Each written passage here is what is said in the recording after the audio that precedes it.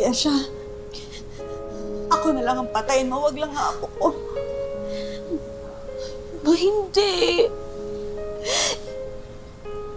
Hindi ko po sasaktan ang anak ko. Gusto ko lang po siyang yakapin. Gusto ko po siyang akapin, kargahin.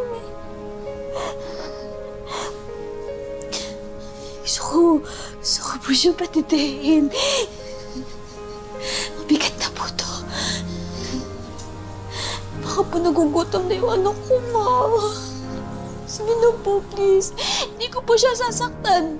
Promise. Promise po. Maniwala po kayo sa akin. Hindi ko po siya sasaktan. Gusto ko lang po siya yakapin. Promise. Hindi ko siya sasaktan. Promise.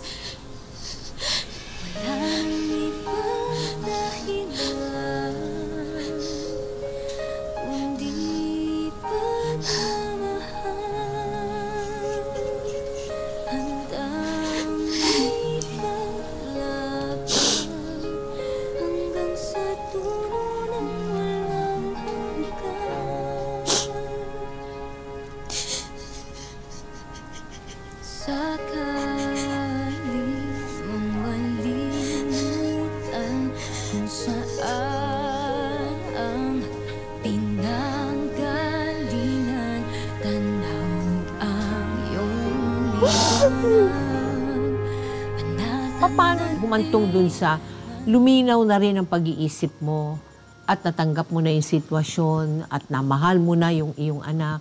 Nung time po na kinut off ko na talaga po yung relasyon namin ni Dion, after po nun umiyak po ako ng umiyak, ganun po. Tapos naisip ko na mas okay nang tapusin ko yung relasyon ko sa kanya kaysa na lagi ko iisip na patayin yung anak ko tsaka yung sarili ko po. Nung time po na kinut off ko po yung relasyon ko sa kanya, sa pamilya niya, sa ibang tao, doon po ako nagkaroon ng peace of mind po.